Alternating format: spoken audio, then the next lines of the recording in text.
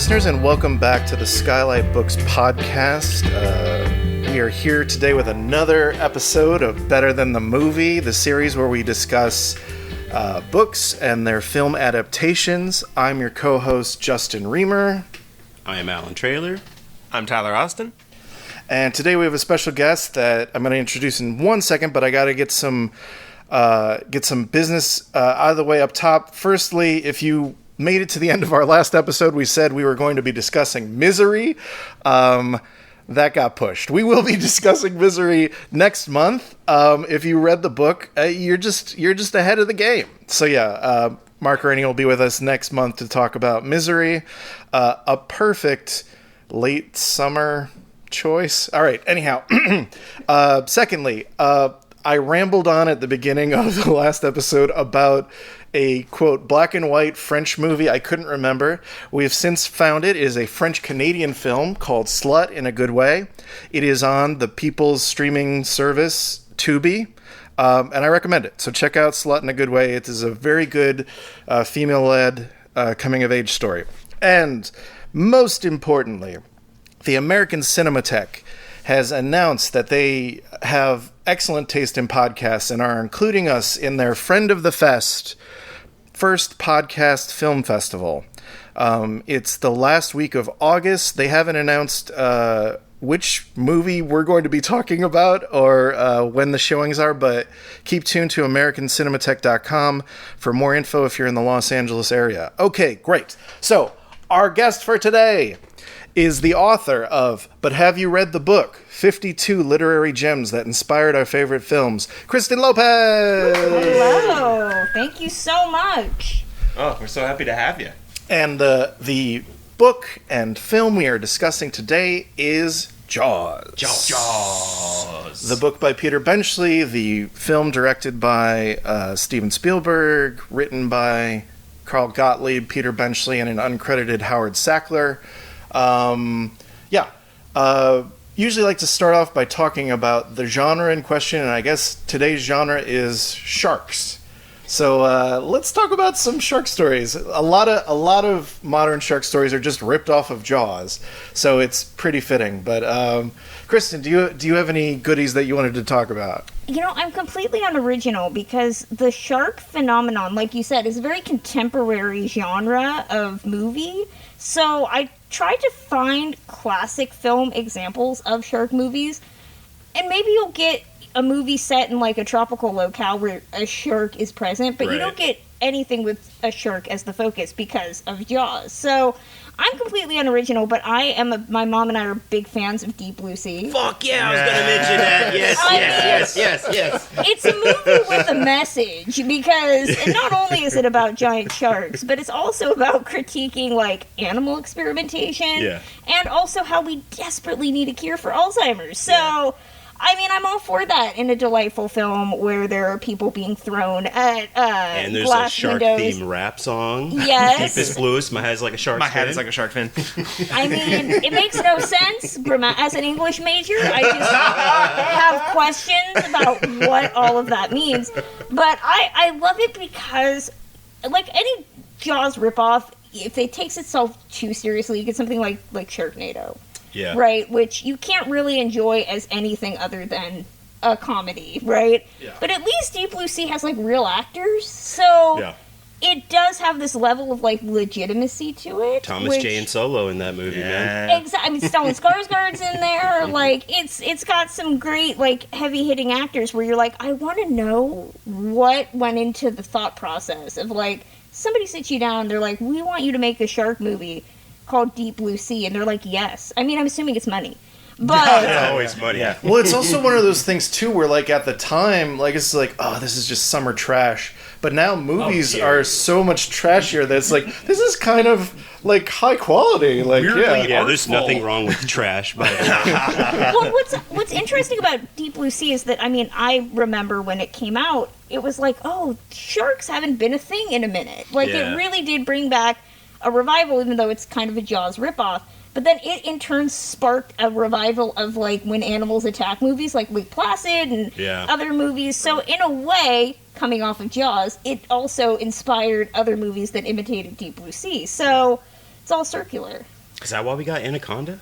Oh, Another great Anaconda one. was before, though. That was Oh, 97. yeah. Which Anaconda is just joy of its own kind. So. One of my favorite things in the world is to do John Voight saying "explode." Dude, the Explode. best John Voight part is when he gets regurgitated. Yeah, and that is- digested and winks at the camera. The whole movie, his insane accent. That whole film is the whole thing's crazy. Yeah. I mean, Samuel L. Jackson is also amazing in Deep Blue Sea. Obviously, I Yeah. feel like that is the moment of that movie is he gives the big Samuel L. Jackson speech, and then the shark great. bursts through and kills. It's amazing. Spoilers, Oh, dude. it's from 1990. 99, yeah. Yes. Okay. But I do wonder, too, if that also is inspired by Psycho. Because, like, 96, to completely go field. So you had Scream, right? Which brought back the whole concept of, like, bringing in an A-list actor only to off them. Yeah. And I think that much like this, like, we got but I think what works in Deep Blue Sea's favor is that Samuel L. Jackson's there for a significant portion of time. You Yeah. get complacent. It's to, like half the movie. Yeah, and you get really perfect complacent that he's Yeah. just gonna stick around. And then when they off him, you're like, I don't want to say it changed things because it's Deep Blue Sea, but it really The did. world shifted in that Players are moment. the same, but the game has changed. Exactly, and it played on audience expectations of like, well, crap, like you can have an actor for half the movie and then you Yeah. can just decide to like kill them. It reminds me a lot of the Blob remake from the 80s. Oh, that one rips. Exactly, where you have just like a lot of good people where you're like, oh, these are really great people, like you Yeah. love them, and then the movie's just like, screw you, we're gonna decimate them. The Blob don't care. Yeah. So wait, Allan, you said you were going to bring Deep Blue Sea. Did you have any other stories that you were in your Just that brain? it's great. I wanted to mention the rap, that it's never left my brain. No, I don't think I have anything else to add, really. Okay. It is weirdly like it's a lot like The Raid in that they're climbing the tower trying to get to the surface. But that's kind of it. Yeah. The only other movie I wanted to mention was The Meg. Yeah. With my Yeah. boy, the Staith. Yeah. The State. Meg Yeah. 2 coming? Yeah, Yeah. it's coming out soon. Right? Yeah, August, this summer? yeah. Okay, yeah. It's like the perfect time for a Meg 2. It's like an August. I don't Meg feels like the only Deep Blue Sea style movie. It's serious enough, but it is definitely in on the joke a little bit. Directed by Ben Wheatley. Oh which my still god, just I still shocks can't me. get over Yeah. that. I still can't get Oh, over that. wow. He didn't do the first one though, right? I No, wanna the say- first one was like John Turtletub or something. Yeah, Yeah, okay. yeah. Oh, sure. That does count. So again, I would love to know Yeah. the conversation. I'm assuming it was just a contract that was like, here's the exorbitant amount of cash we're going to give you. But Yeah, I'll do it. I don't know, maybe somebody had a really good pitch and they're like, we need that Wheatley touch. that will- Well, but I was surprised because someone actually in the store bought like the 6th Meg book the other day, and I was like, oh, I didn't realize this was a book series first as well. So Yeah. Yeah, Steve Alton's book series is really great. I recommend pretty much all of his stuff. He did, I know that Meg 2, The Trench, I don't think it's actually necessarily based off of he has a lot of really interesting, like, shark stories. The Meg series, I think, does not follow any of his books, which is unfortunate. So if you're looking for an adaptation worth reading, I recommend it. He also has a really good, like, Doomsdayer 2012 type of book series that's really fun.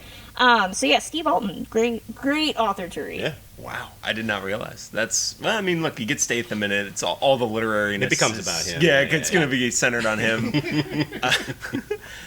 I guess I was mostly like thinking, because like I was trying to think shark, and obviously I went to Deep Blue Sea, and I was like, I know Alan's going to come up with that one for sure. I watch it once For a year. sure. I watch it once a year. There's no way that's getting by him. So I was like more interested almost in like other people versus nature kind of thing. So it's like I feel like you get like the piranha is great. Yeah. Like the cormorant piranha is a lot of fun.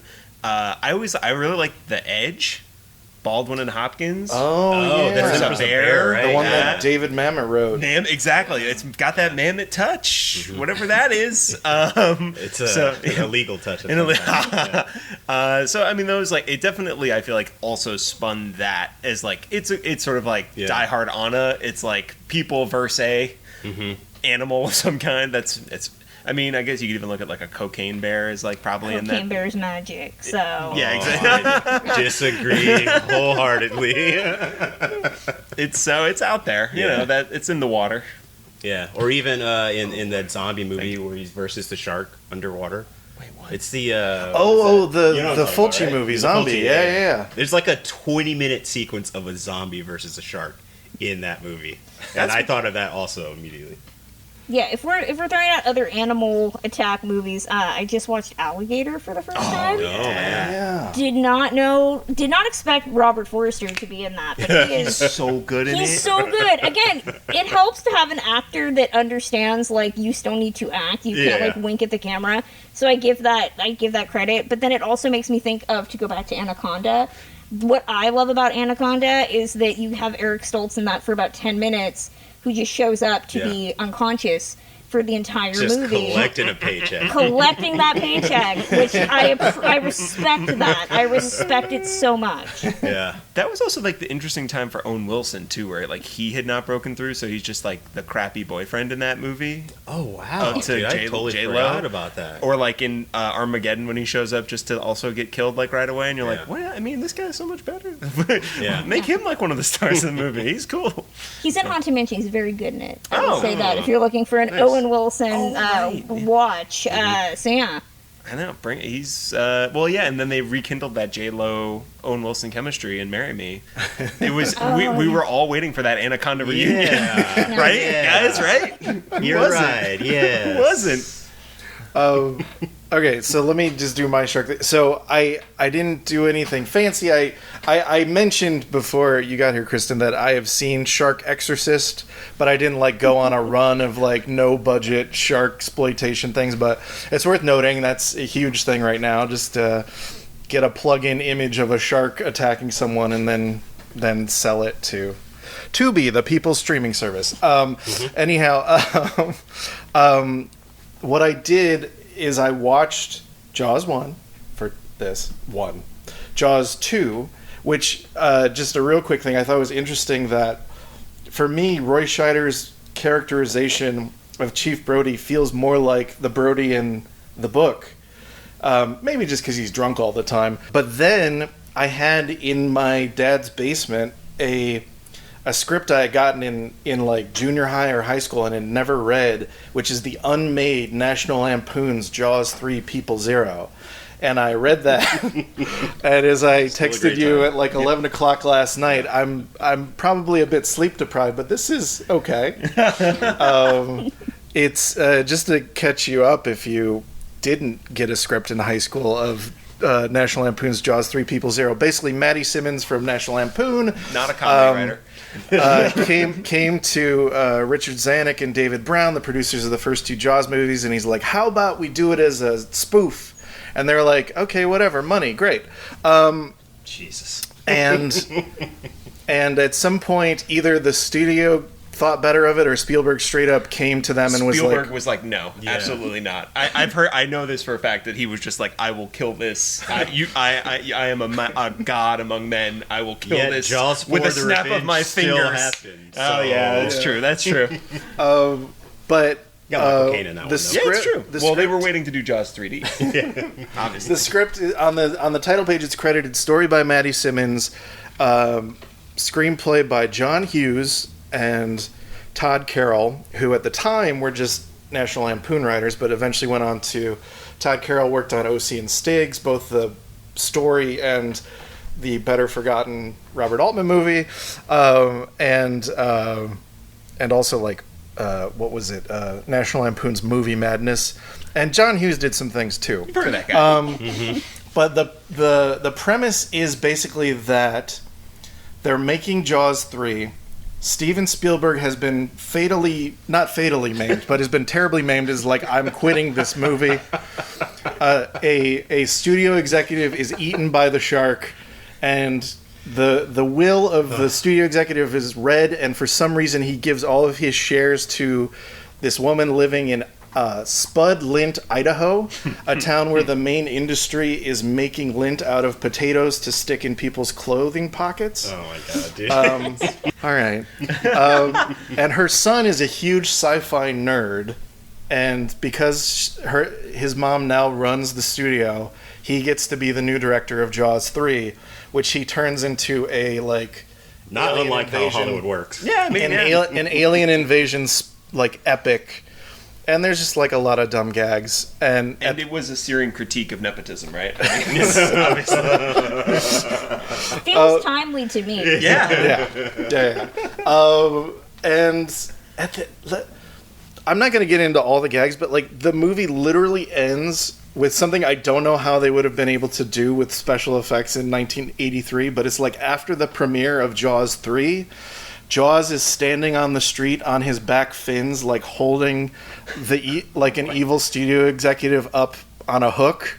What? And then it was supposed to pan away to a marquee saying "Coming soon, Jaws 4." And I'm just like, how are you gonna make Jaws stand on his back fin and hold up a studio? Anyhow, Clearly a guy in a suit. Yeah. Yes. Get that shark from Universal, man. Just dump Bruce, him on get the Bruce street. up on the there's also a part of me that like supposedly Joe Dante was maybe going to make it. Is like, Oh, see, I would have loved that. I'm like, maybe Joe Dante could have figured out a way for that to happen, but he might have also been like, let's do another draft of this guy.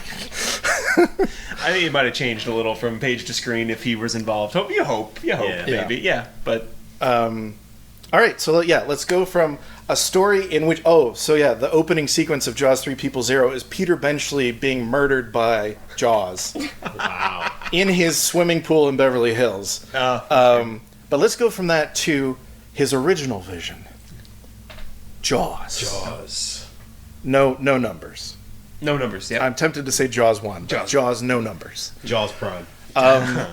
Tyler, you've become the synopsis guy. Would you like to synopsize this very well-known story? Sure.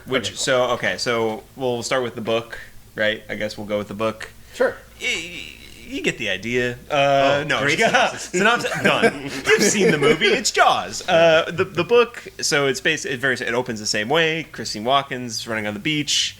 She goes into the water. She's eaten by a shark. This shark is smarter than other sharks, bigger than other sharks.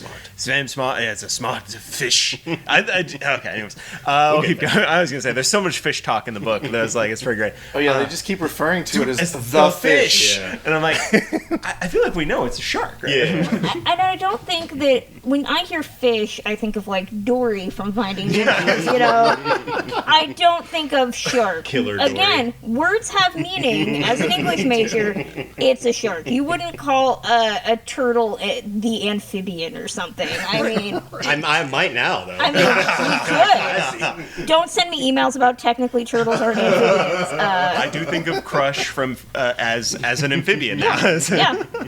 Well, and it's like it's interesting, like a one time if he calls it like the big fish, but like it's so many times in the book. But anyways, local police chief Martin Brody is called in because Christine Watkins is missing because no one knows what happened to her. They find her body on the beach. Immediately, shark. The town is in an uproar. Like he wants to shut the beaches, the mayor doesn't want to. They add in a newspaper. Well, it's more like character. the Illuminati of the town is in an uproar. Yeah. Because they're like, we're not even going to mention the partners. Larry Vaughn Mayor Larry Vaughn has mysterious partners in the book who may or may not be the mafia. He's a rental magnate. He's and then, so the big part of it is, Martin is a local guy. His wife is an someone who would vacation on the island. They get together. So Ellen Brody's a much bigger character in this, where she's, having all these feelings about being oh, my past, if I had married a guy with money and I wouldn't be here, my life would be so different. Be more like what my adolescence was like, I guess. So then enter Hooper. Oceanographer / playboy, all around stud, total stud. Not not described like Richard Dreyfuss at all. 19-year-old Izod shirt wearing or Lacoste, right? Is it? I can't remember the little lizard. Is that Izod? Izod? Lacoste. Lacoste is the. Well, I just remember because also to say I did a paper on this exact adaptation from book to screen in 12th grade. And was scandalized by the Ellen Hooper affair that happens in the middle of the book as a senior, who is a kid who'd watch Jaws every year. You mean the bulk of the book? The most of the book is so Hooper comes in. She had dated his older brother, Ellen. They have sparks are flying. They have a dinner party, and then all of a sudden she's like, "I'm gonna cheat on my awesome husband who looks like Roy Scheider with this guy." It happens. There's a lot of to be tension fair, around in the that. book, he does have a paunch. He's got a bit of a punch. Yeah, and but she says, "I like you chunky." True. Which is a thing that I want my now fiance to say to me. Oh, hey! Anyways, congratulations. Thank you. In case for some reason you were following our lives, yes. Yeah. If you were wondering, Tyler is now engaged. Yeah. So anyway, she cheats on her husband, which obviously is like. I was kind of impressed by how much more like police work Brody does in the book. Actually, like there was like when he sees the boat, when they find Ben Gardner's boat, which happens much earlier in the book than in the movie. Like he's like, oh, they pulled the transom off, and what like he's like doing like real like investigative, and he also investigates Hooper and is like trying to pin him down for an alibi. As to his whereabouts. He already knows what's going down. Yeah. It turns into like a John Grisham novel for a very brief amount of time. It's really strange. It's very strange. He's like doing all this work, but then Quint. Well, also, like in the movie, isn't Ben Gardner like an old fisherman? Yeah. But in the story, he's like a probably middle-aged family man and his wife.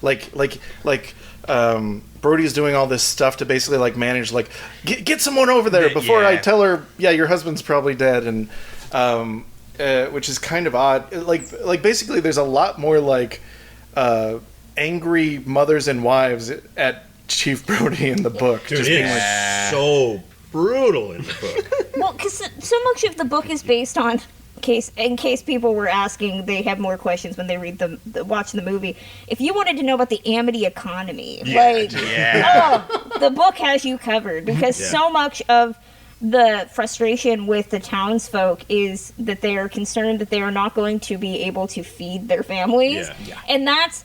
I think what kind of gets lost in the movie, not that we necessarily need it, is like you watch the film and you're like, oh, okay, one bad beach day, and the mayor is like, well, this is bad for me, but you don't really see how it resonates with the townsfolk, whereas Benchley really goes hard on like, these people are going to be like Dickensian street waves, like huddled in blankets because they don't actually have money to feed people. Straight ruination if one summer doesn't go right. Exactly. It's like crops. It's like they're all farmers waiting on one bad harvest, and you're just like, okay, I feel we've established this, but he really goes hard. Yeah. Which Benchley's whole thing was that he didn't want to tell a story about a shark. Like that's very obvious. Yeah, he is telling the story of like economic blight, and I think he did interviews where he talked about the shark is actually just a symbol for any type of economic blight that can just devastate a town. And you're like,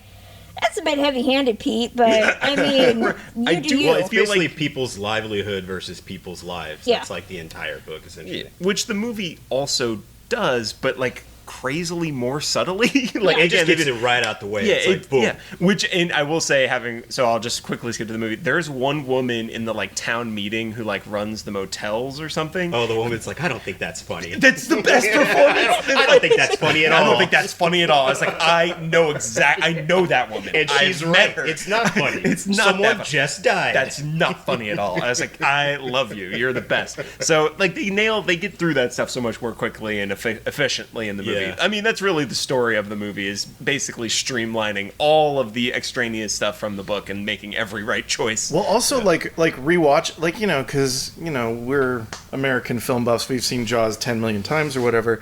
Like I rewatched it 2 nights ago after having read the book, and it's just like, oh, this kind of almost opens like an Altman film, because like a lot of stuff from the book is being said, but just like overlapping and quickly, and just like you feel the hustle bustle of the town, and maybe you catch it, maybe you don't, who cares, but it's like, we got it out of the way, now let's focus on a shark. It's one of the things about adaptation that is really interesting, because you take something like Benchley was fine ultimately with what Spielberg did with his book, but I think Benchley's biggest hang-up was he said that he feared that he had ruined, like, shark appreciation. Yeah. Like, he thought that people were now going to hunt sharks because the movie emphasized that they were bad.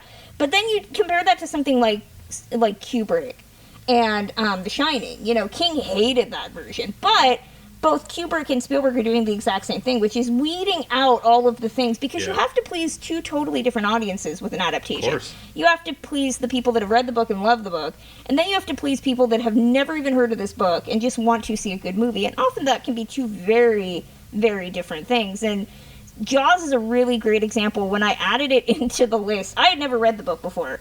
And one of the big criticisms I get about the book is, why would you include Jaws? The book is trash.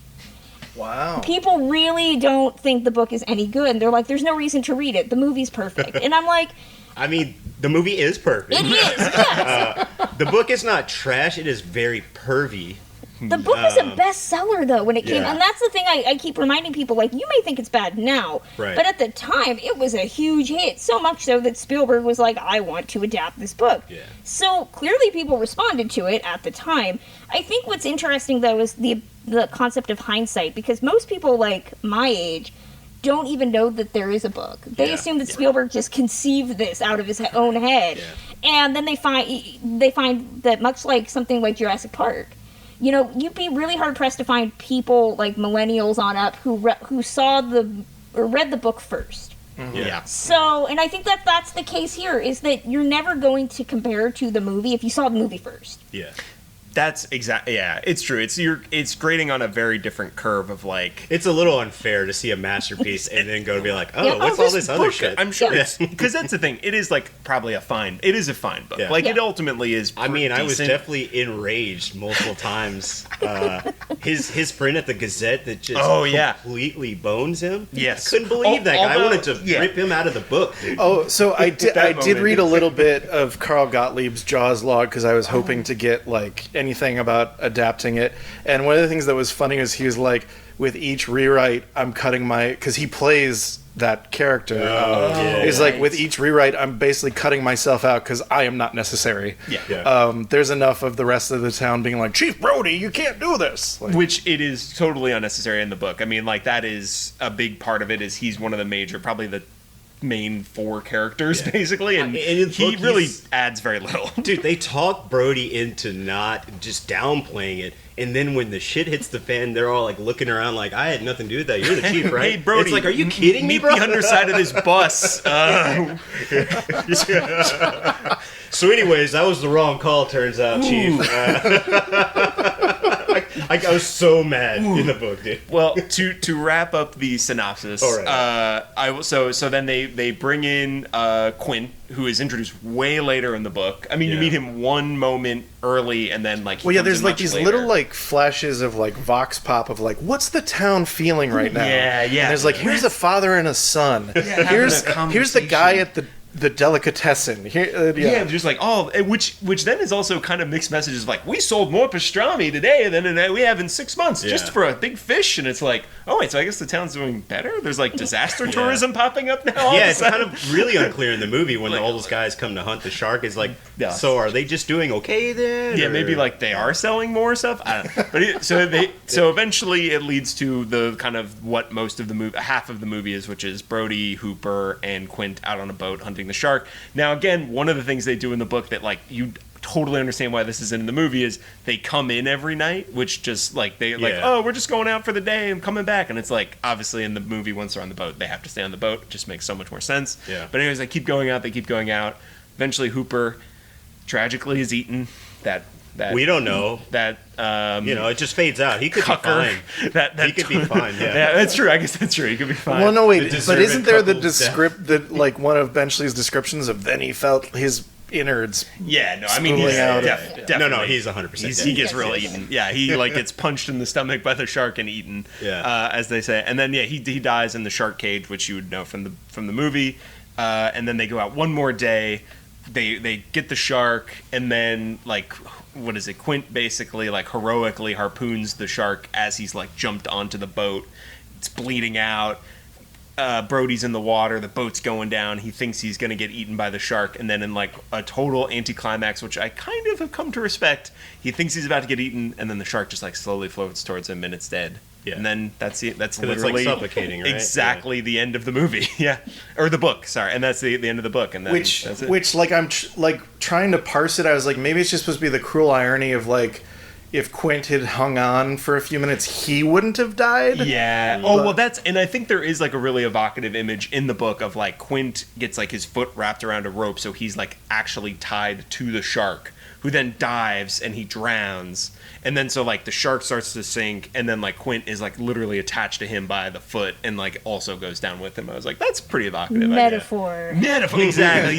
The man made his life by killing sharks, and he'll die by a shark. You know, something. I think what's interesting to point the whole concept of Hooper dying, which we got to talk more about Hooper because that's so many. We will get deep. But we will. Killing off Hooper almost feels like old Hollywood, like punishment. Like essentially, 1000%. You don't really feel bad for Hooper throughout the book, and I kept reminding myself this is supposed to be Richard Dreyfuss, but the problem is he's not described that way, so it was hard to figure out, but you never really feel sympathy for him as a character. Yeah. That's, I think, what works in the movie's favor, is that you care about all three of these characters, so their deaths have meaning. Yeah. When Hooper does finally die, you're like, well, fuck that guy. I mean, he's like a whiny trust fund kid. You're like, whatever. Yeah. I imagine Jan Michael Vincent. Oh, that's good casting. Yeah. I was like, okay, he's the 1970s. Just a hot bod.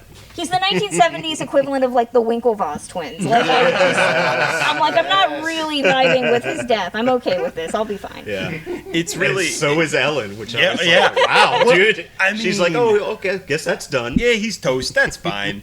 I will say there's one more thing in the book that is crazy, because they do eventually come back around with the newspaper reporter guy who just reads, like, the most glowing... And I was like, why did he do that? He just basically was like, yeah, it was all my fault. It was all my fault. The whole town sucks. Yeah. Martin Brody's the best guy ever. Yeah. He's got a really good golf game. Like, you're right. He's the best father in town. He only cares about people's safety. He's taller than me. He's taller. He's more handsome. He looks great in a bathing suit. Yeah, it's like that day in Amity, there was a slow clap that just built around the town. Yeah, the whole town opened up their paper and started chanting Brody, Brody, Brody. I was like, this is insane. That's the thing too. Is like the book doesn't have really any sense of resolution. You're just kind of like waiting to be like the answer to those questions, like how do him and Ellen get over the fact that like this has happened? How does the town get over the fact that they've pretty much all like treated each other horribly? Like the threat is gone, but what are we really saying? And you don't need that in the movie. Like it's just straightforward hero moment, but because Benchley is just so interested in the minutia, you end up asking really like minute questions about like, okay, well listen, I need you to give me a bit more. I will say that's, I think like the third or fourth time there's just an entire news article written from like read from beginning to end. I'm like, wow, why? He's like, I got to get these last 20 pages. To the editors. You got to spill out a little. Do you know what it reminded me of? Is I've only read the first one in the series, but the first Stieg Larsson girl with the dragon tattoo. They're just like procedural articles from his magazine, like 5 pages. It's like, okay, I guess this is necessary background for whatever messed up stuff is going to happen later. But so then obviously like this adaptation, everybody I feel like knows. It's really breaks down to like half of the movie is on land, dealing with the shark, the idea of the shark, what's going to happen, how are we going to deal with the shark, and then half of it is on water. They're out on the ocean hunting the shark, which I think is just like immediate. Like this is an adaptation. I would describe it as like the platonic ideal of an adaptation of like they just had an innate sense of what would work from this book, what is interesting to take from this book, to emphasize from the book. Like the barrels is something that's in the book and then is used so much more effectively on film, or like so much of the exposition. Like I was just taken by watching like the very first scene with Brody where you're like, oh, we learn he's an outsider as opposed to having been someone who's like an Amity resident, which is much more interesting. He's a literal fish out of water. Yeah, he moved here to keep it real, takes it easy. He doesn't want to be a New York City cop anymore, and they established that by his wife in the first scene going, nah, in Amity you say yad. Yeah. And it's like, oh my god, that's such brilliant exposition. Yeah. It's insane like how good they are at getting out that information. So I think that's like, so... Anyways, I don't know. Are there any other adaptation moments where you're like, "Oh, that's brilliant" from the book that they put in the movie? No. No. I mean, not to change it to a different. I think Spielberg is one of the few directors that really does adaptation well. Just in general, he's done several of them at this point. Mm-hmm. I have to believe he's a big reader in some form, but it's completely different than if you are looking at like Jurassic Park, right? Jurassic Park is a fantastic book. You can read that book and you can see that movie and neither loses anything by you enjoying either. If anything, you're like, oh, I wish these elements of the book had maybe translated to the film, but really, I don't care because they're both perfect in their own way. But then you have something like Jaws where nobody's really asking for more of the book in the film. Yeah. So I would love to like just pick Spielberg's brain one day and just be like, when you read a book, like what are you looking for when you're adapting? Because he seems to just innately know what works for which version of the medium that he's working with. Yeah, like the again, I didn't read all of the Jaws log, but it seemed like in the early days it was basically like he's like, I see some really good sequences and we just got to get in a writer here to make them tie together in a better way. Yeah. It makes sense. And I mean, I know for sure, like, obviously, like, now the end of the movie is so much more of a climax, which, again, works for a movie. Like, especially what becomes your, like, prototypical blockbuster, like, invents the blockbuster. Like, you have to go out with a bang, and they literally go out with a giant bang.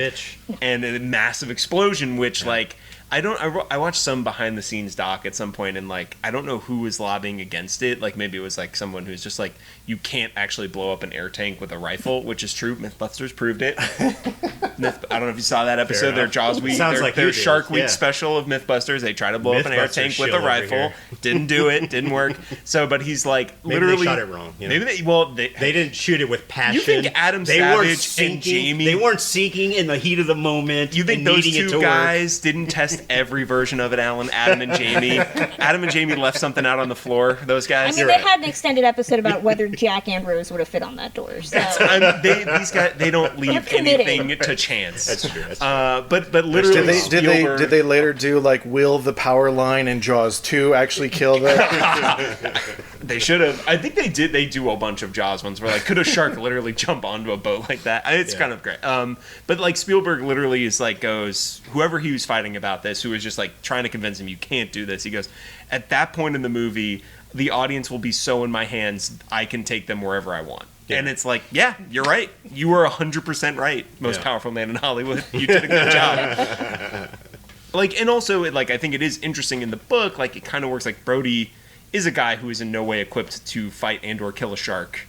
So he doesn't. Like, he actually doesn't. He's just there. That's fascinating about Benchley is I thought the dinner party sequence where, like, Ellen is clearly feeling her first pangs of attraction for Hooper and is like, let's have a dinner party. And what a dinner party and like Brody is clearly sensing it, whether he wants to admit it to himself or not, so he gets rip-roaring drunk. Mm-hmm. That whole sequence is so well written, so well realized in the book.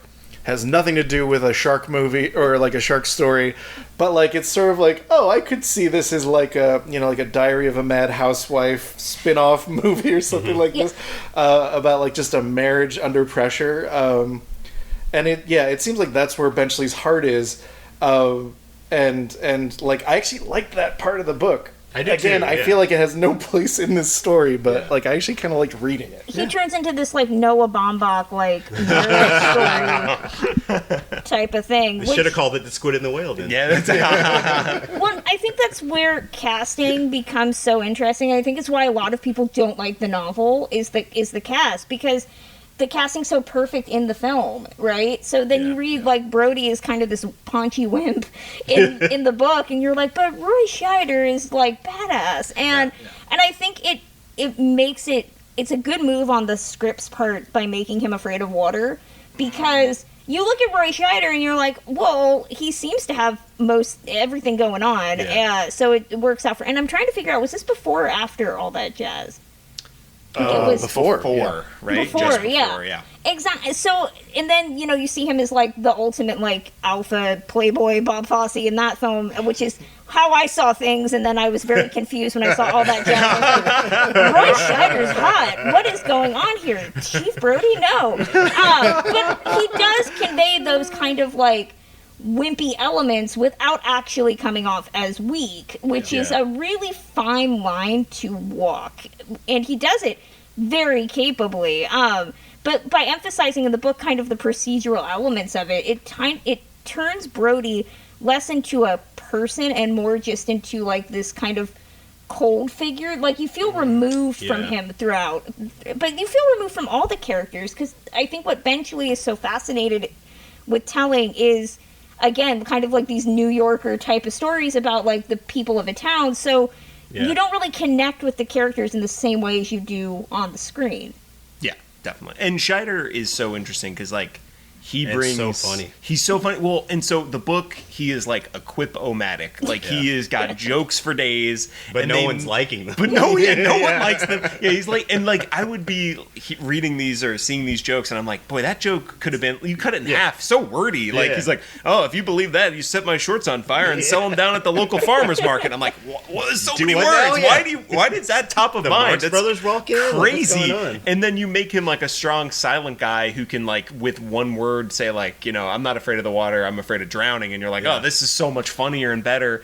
But him like, on the boat in that last act is so funny. Every time he's asked to do something, he's like, what for? What do you want me to do? He's like, climb up to the edge. He's like, why?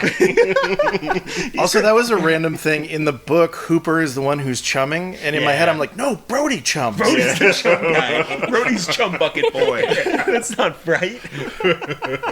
Well, and then Dreyfuss is like, I mean, which obviously I'm like, Steven Spielberg needed a Jewish analog on screen, and he got beardy Richard Dreyfuss to come in and be that man for him, and become an idol for all of us boys out there who wanted to be smart and cool and have like also great quips. Where I mean, I love the moment he arguably has some better ones. All the guys who are on the boat, and they're like, "Yeah, walk straight ahead," and he goes, "They're all gonna die." Yeah, and I'm just like, I love him so much.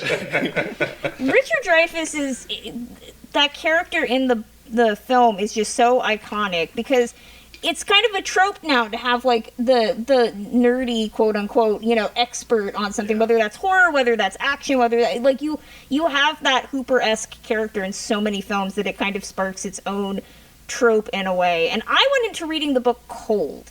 So I just knew that it was Jaws. So I'm like, I've seen the movie, I know what to expect. But to read the description of him in the book on the page, and it's literally like what I'm assuming most people think when they go on Tinder. You know, you get the picture of somebody, and then you meet that person, and you're like, lot of Hoopers on Tinder. What is happening here? And so when they start describing him as like this blonde Adonis, I'm like, no, I don't want this. And then when you get to the Ellen Brody sequences, which almost feel like Red Shoe Diaries pages at a certain point. Well, especially the actual... Zalman King came in for actual punch-up. motel scene. There's a scene in a car where they're, like, talking to each other, and I'm just, like, reading this, like, no. Oh, God, why? Stop talking. I literally texted them, like, when I was in the restaurant scene, I was like, they are talking. Why are they talking? No. So what's your fantasy? Oh, you know, the usual rape. It's like, what? I was like, tell me that a man wrote this in one sentence. There you go. Oh, you know, the usual. Unbelievable. Like, trust me, there is no woman saying the usual and that in the same sentence. Like, I literally was like thinking, like, I was like, when did this turn into Steve McQueen's Shame? So I need this to end. And it does create this, it completely takes you away from the fact that this is a shark story, right? But at the same time, I just kept wondering, like, what is the point of all of this? Like, Benchley is very, I think, heavy-handed in his symbology and his themes. And I was just very confused with, like, what is the point? It was his first book? I think so, right? Because he was, like, Yeah. inspired just by hearing the story of a shark being found, and then was like, I'll do an economics story. Because he was a journalist, Clearly, right? Exactly. Yeah, so I think it was his first novel. But yeah, it's funny. I once had a friend who described Jaws, the movie, as like a B film, and I was like, kind of taken because it's just not that definition of what a B movie is. Well, sometimes, but I could see it's like it is a monster quote unquote movie, whatever. But I'm like, I could almost see that more after reading the book, where I'm like, oh, this is a really pulpy book where it's like you have to get sex, you have to get the mob in there a little bit. Like, dude, when the fucking mob shows up, I could not believe it. It's like totally twist his cat's head off. Yeah, get out of here, man. And that's just kind of taken care of off screen. It is, it is tossed off. And so I'm like, I almost see it more like now. I'm like, oh, okay, I can understand the giving it that way, but only if you've read the book. Like, the movie itself is so artfully done. I'm like, it's hard to call it that. It's Spielberg. Well, the mob stuff is so hilariously just inept. It almost feels like Benchley is trying out different themes to try to see what works. So And he's then like, the mob. Yeah, he's like, I want to write a crime story here. Like, I want to do Mario Puzo, so I just need to do this. And I want to say that they tried a couple scripts where they included the mob at a certain point, and Spielberg was like, listen, the mob stuff's just not going to work out. I think they did make a good faith effort for a couple of drafts to, like, include them. And you're just, again, questioning, like, it turns the book into that whole, like, the shark is bad, but actually, you know what's worse? Rampant mafiosi. Long Island is a hotbed for the mob. Even, like, in the book, the setup to that revelation is just out of nowhere. Brody's like, who are his partners? Yeah. And people being like, I thought he just made up the name. Like, And he's like, no. and he's like, no, there has to be a partner. What is the partner? Yeah.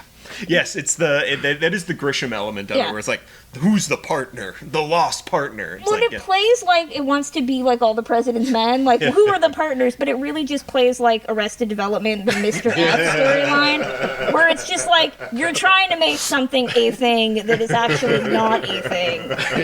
And again, I kept reading it thinking, like, where is the shark in all of this? Right. And that, Seriously, for half the book, just no shark, I feel like. crazy. Yeah. and well, I think that was Benchley's big issue when after the movie became very successful, is that, you know, he didn't really emphasize the shark that heavily in it.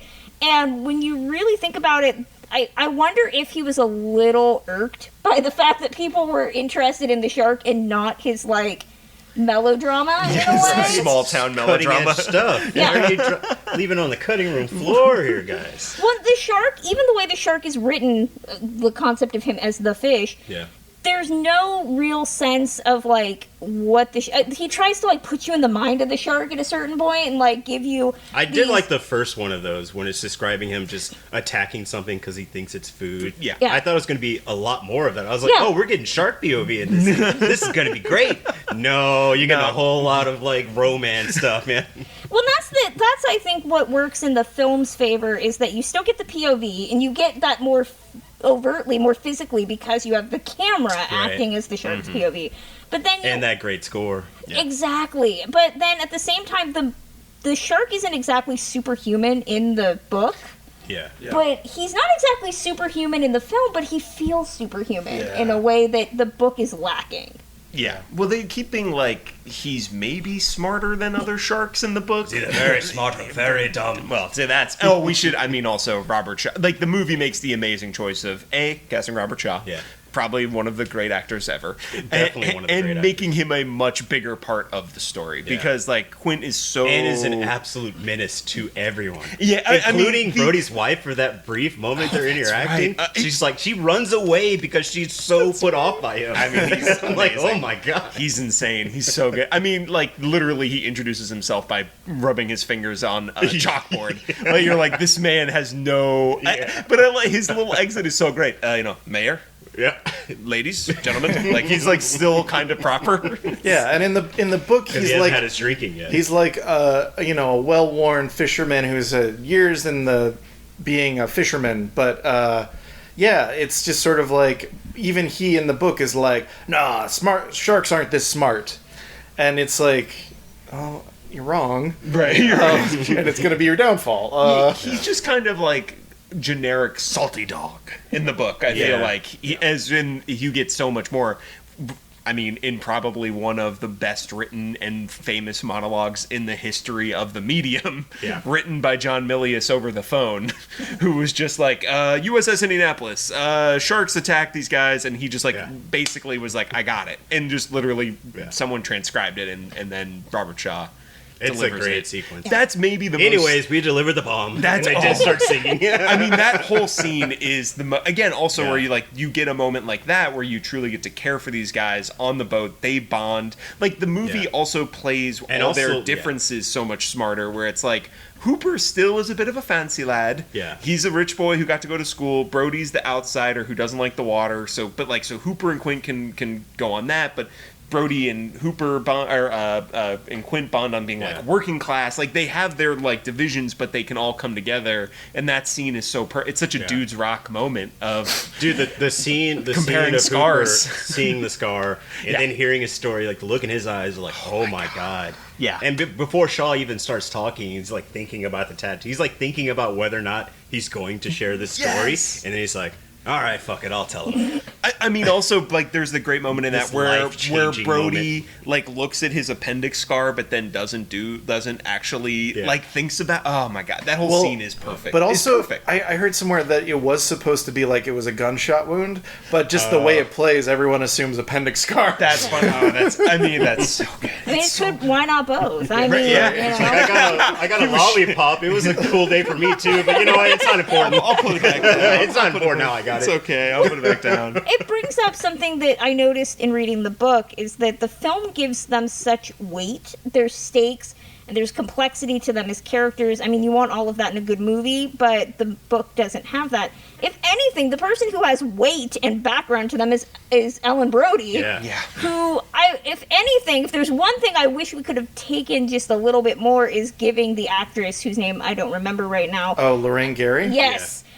Giving her a bit more than just being supportive wife sitting She got at home. Jaws 4, come on. That's true. That's very true. But Jaws there's for the revenge. You say the whole thing, bro. but there's elements within the book that feel with her character that feel very Spielbergian. You know, Yeah. Yes. Spielberg loves to talk about like what regrets and like being a character that is like trying to figure out your space, especially when raising children. Yeah. He usually does this with dads, and single moms. It's but always dysfunctional. yes. Usually.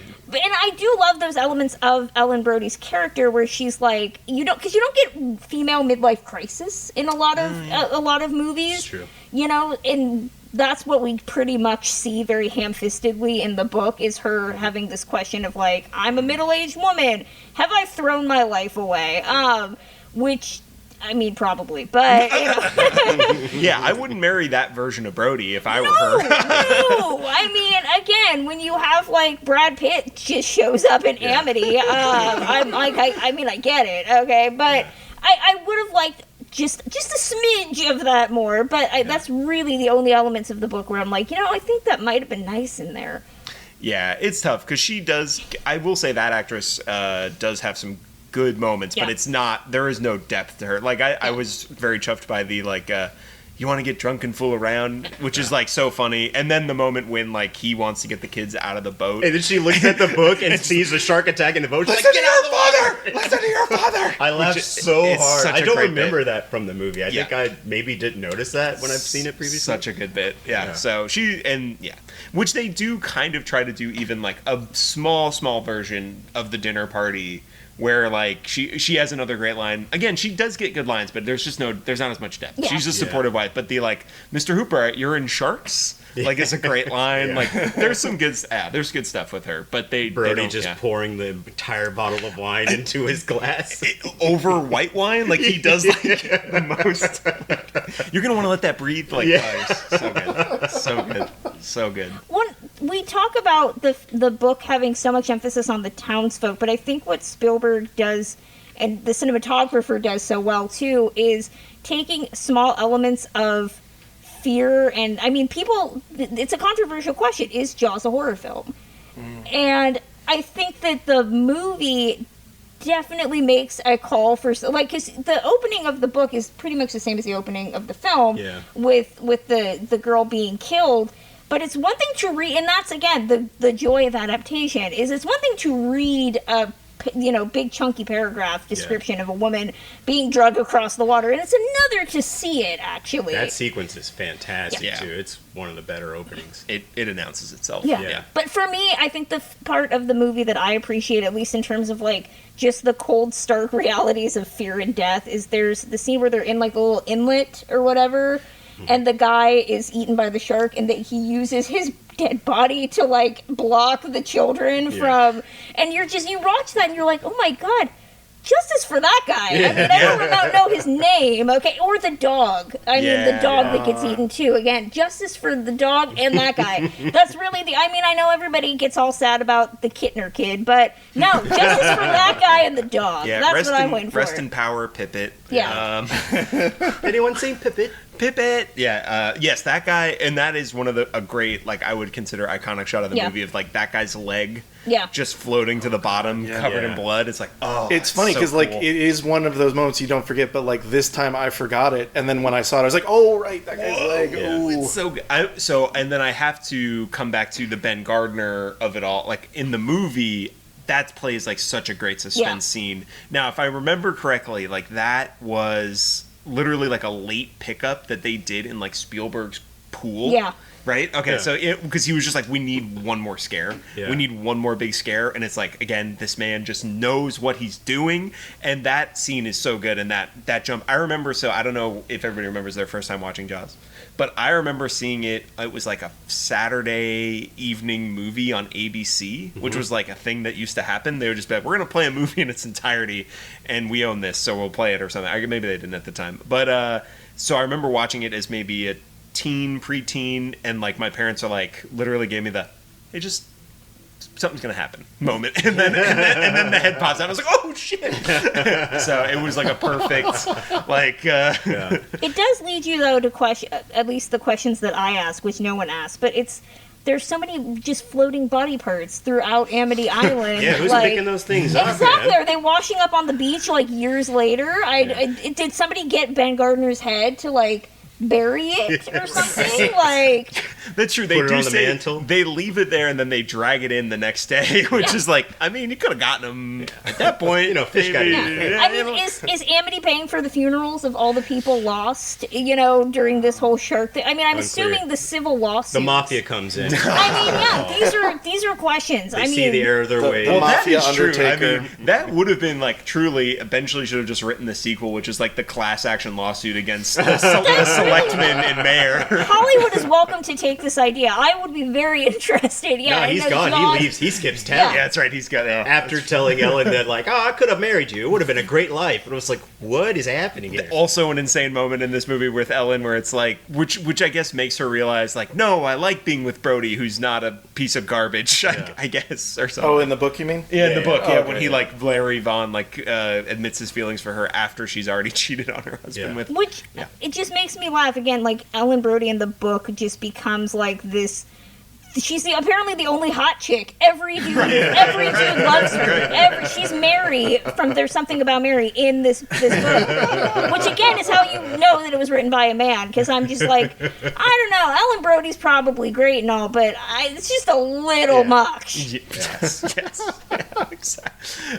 Well, there's also again in the book too, like they try to. Which now here's a question, because I feel like this is like not really answered in the book. Do we think that she picked? Is it like Daisy Whitner? Is that the woman she's like set someone up with? Oh, on for purpose Hooper? Because she knows. Yeah. Do you think she picked someone who's a lesbian to be like That's at an the dinner party? Little theory. Who's also like a wacky hippie, which I think was also a total choice of like these crazy health food girls. The conversation about like what's the name of that? Gazpacho and grass. Yes. A G&G. G&G. I was like, this is so absurd. It's definitely one of those moments that reads like a "Hello There, Fellow Kids" thing. Yes. Where Well, he's just like, that she turns to Hooper and is like, "Have you ever done a G&G?" And he's like, "No, but I've heard of it." It's like, no, nobody's ever. Nobody's ever heard of a heard of G&G. I just can imagine Peter Benchley was like sitting outside a whatever the 1970s equivalent of Starbucks was at the time, just trying to like listen to what the youths are talking about. Grass, okay. Yeah. Oh, you know what I'm gonna call it? A G&G. These kids love grass and gazpacho? They love Okay. Cold soups are hot in the streets right now. Gotta get these kids. Or it's like a news segment, like he heard like you know what the kids are doing today? They're doing this thing, and he's like, "Oh, well, that must be true." Are your kids eating gazpacho? It might be laced with marijuana. More at 8. Like, it's truly insane. That was So this is apropos of nothing, but I was just thinking about Peter Benchley's mind. There's a reference in the book to, I think, after Hooper's died and Brody has come home for the night, which again, insane. Yeah. is that he falls asleep watching, quote, a Fred Astaire and Ginger Rogers movie called Weekend at the Waldorf. And I was like, that is not a Fred Astaire and Ginger Rogers movie. So I Googled it. It is a Ginger Rogers movie that co-stars his grandfather, Robert Benchley. So he put in a little Benchley Easter egg. Benchley, recognize Benchley. But at the same time, it did irk me as a classic film fan that I knew that it was not a Fred and Ginger movie. And I was like, I feel like you could have maybe included something that's actually authentic, because what you've done now is just piss off all the Fred and Ginger fans that are like, I know that's not true. That doesn't have fact check. Yeah, exactly. He doesn't know what he's talking about. Did anyone read this book? And yeah, at that point, you just close the book and you're like, this dude doesn't. He lost Throw me it at across that. the room. I can stand for shark slander, but not bam. That You're like, if this guy doesn't know what a the Fred Leonard and Ginger Maltons of the movie world is. were just like, no! Yeah, if he doesn't know what a Fred and Ginger movie is, then clearly he knows nothing about sharks eating people and the mob. But he knows women really well. yeah, he does know. And the hippies. And the In youths. hippie movies, Yes. yeah, he's on the finger on the pulse of that stuff. But to go back to your point about whether it's intentional or not, I did think it was intentional. Okay. Yeah. And I kept wondering, again, because not to call Peter Benchley a man who doesn't know women, but again, it read like, oh, so she's jealous because she's a woman who's like interested in him, so that's what she's... Petty, but okay, it's the 70s. I mean... She's just trying to, manipulate things so it works Yeah. in her Yep. favor. Yeah, You can't get mad at that. I was like, listen, it's 70, or what, I forget when the book was published, 73? Somebody's going to tell me I wrote a book about it, but I don't know. But I was like, listen... You read a lot of books for this book. Exactly. Facts are for forgetting. I'm going to be like, I'm assuming that women reading this second wave feminism, it's a thing. They're like, look, we burned our bras, but we got to deal with this stuff. So Ellen Brody, Machiavellian God. Yeah. Who's Justice for Ellen. you have to give a little and take a little. So Nice. Okay, so let's wrap it up. Any parting thoughts before we do our final, we liked it, we didn't like it thing? I don't know. I I don't just, have any I just have random quotes from the book that I was just like, this is hilarious. Yeah, I mean, Untethered breast is a good one. oh yeah. Again, some of these descriptions. Her are vagina nuts. yawning open and glistening. I yeah, had to put the book down for a second and wipe my brow. I was like, this is there's obscene. there's a whole subset of social media that is women talking about finding lines from books written by men, and they're just like, a man Oh. has no idea what is, and There- I Yeah. there's so many moments in the book where I was just like, tell me that you know female anatomy with just a line, sir. I mean, come on. There's a pretty good one I used to read a while back called Stephen King Boners, and it's him describing boners in all of his books, and it is some of the funniest shit of all time. Yeah, I mean that is like also the interesting thing. Like the affair is like it's also you're so right. It's like weirdly puritanical that then like Hooper has to die. Yeah. But it's also like wholly unsatisfying for Ellen. Like the way that Yeah. sex scene is described. Oh yeah, is that so basically uncomfortable. Yeah. Hooper's checked out looking at the wall and she has to be like, hello, I'm Yeah. here. Well, he's still got the shark here. eyes, you Yeah, see. he's got his dead shark eyes pounding I away.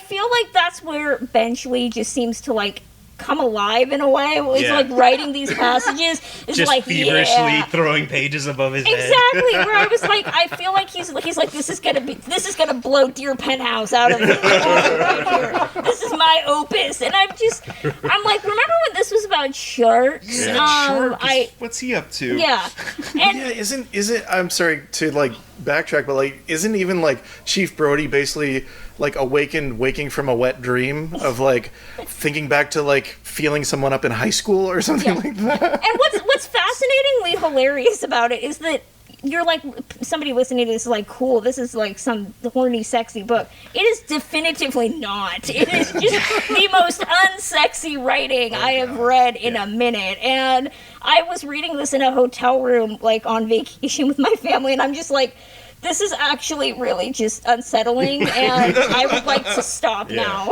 Especially the actual motel scene. It's I mean, and also pretty oof.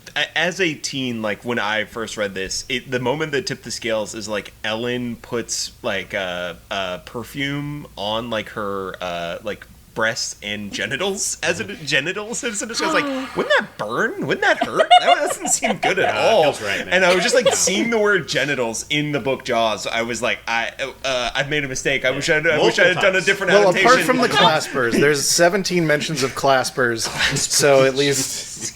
I mean, that's just a few. Again, Hollywood is welcome to take the sequel, Jaws and Genitals, and turn it into something. We're ready. Yeah. The time is now. Yeah. Or class action Jaws. I'm ready Remake for that too. Jaws. I mean, why not both, though? Why not? It could Yeah, be about Jaws and Genitals and a class action lawsuit. I mean, that's And your the B mafia. plot. And the mafia, yes. Okay, so now we vote. We'll start with you because you are the guest, Kristen. Did you enjoy the book? Yes. Did you enjoy the movie? Yes. Which is better? The movie. The movie. Tyler. I enjoyed the book as sort of an artifact and also as an interesting bit of writing. Mm-hmm. And I enjoyed the movie. And the book is definitively worse, and the movie is definitively better. There's no question. One of them is a stone cold classic you'll watch every year for the rest of your life, and a book one is a book you read and you're like, It's a curiosity. Kind of weird. Yeah, all right, interesting, cool. Alan. A quick shout out to listen to the audiobook again. Eric, I think his name is Eric Steele. Eric Steele. His voice for the guy that works for the Gazette is so smarmy and so annoying that I was like, this is pitch perfect. I thought the book was okay. I really loved the dinner scene. I kind of wanted a little bit more of that, although I was like, where the fuck is the shark? Well, you're a G&G head, so Yeah, I'm a huge G&G head. I will say I did listen Anytime to it's represented. some of the audiobook, and his voice for Ellen is also wild. Where Well, he's just like, he does the classic thing where he's like, oh, I'm just going to talk a little soft. I'm Ellen. Yeah. I can only imagine hearing, again, the sex scene sections, having a dude read it. It's pretty interesting. Let me just say that. Oh, the usual. Yeah, that's why it's him saying it in my head into her voice, and I'm like, oh, that's gonna be with me forever. It's my rosebud. But yeah, the book is okay. I really like the dinner sequence because it's really fascinating, but ultimately not a great book. The movie is absolutely perfect, fantastic. Obviously, way times infinity better. Yeah, and I'm not going to belabor it. Yeah, the book is fine. The movie is excellent, and I prefer it greatly.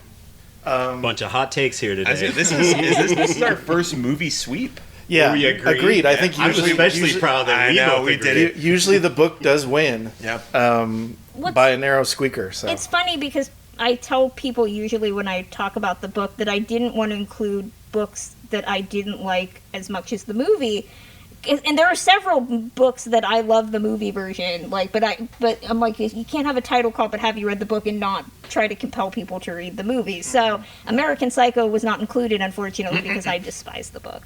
But in this case, having not read the book before, I was like, it's an interesting curiosity. Like, you can't love the movie and not at least want to see its for its sure. sad It is origin story. Definitely interesting. book. It's sort of like like an anthropological Yeah. sort of Yeah. like, what did Spielberg take and how did he do this? And it's like a very it's like definitely a peek into the his random mind. openings and beginnings of chapters with unrelated people from the town. Yeah, that made me insane. So It does make fascinated you by insane. that. Where you're just Yeah. like, what is happening? And again, like you said, it's like Father, very. read me one of those shark stories. No. What? Yeah. What are shark stories? Get to learn the pastrami sales of Sandy. It's so much more effective and like almost like Simpson-esque, where you're like you meet just a bunch of people from the town, but like and they can pop up later or come in, and you just have those moments. But they're all like at least somewhat plot related. Like even the doc. Almost like thrill scene where you're like, oh, it's my wife's holiday roast, which if only this time after seeing the movie 25 times did it strike me weird. I'm like, does she make a 4th of July roast? What? Do you have a roast in your fridge until in July for like November? I don't know. You don't save a roast for the day of our America's founding? Yeah. I do like for one They of put the hottest, firecrackers in the roast. one of the hottest They holidays. I do want my oven at 500 degrees on one of the hottest days of the year. Of always. course. And then you blow up the oven too with fireworks. Unfortunately, gazpacho and grass did not become the national food of 4th of July. G&G, So- man. G&G, a G&G and some hot dog and a roast. It's They like tried it along with the metric system. It didn't take. Should we also give the obligatory mention to the guy who on the dock who, when Hooper goes, it's a tiger shark, and he goes, "A what?" Yeah.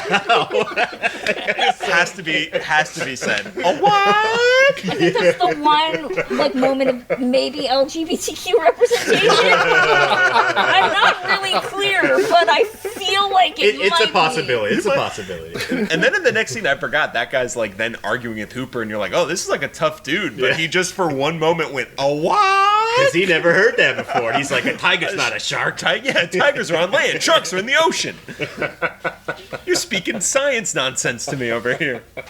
Well, thanks for tuning in. You don't tune in a podcast, but thanks for streaming or downloading or whatever you do.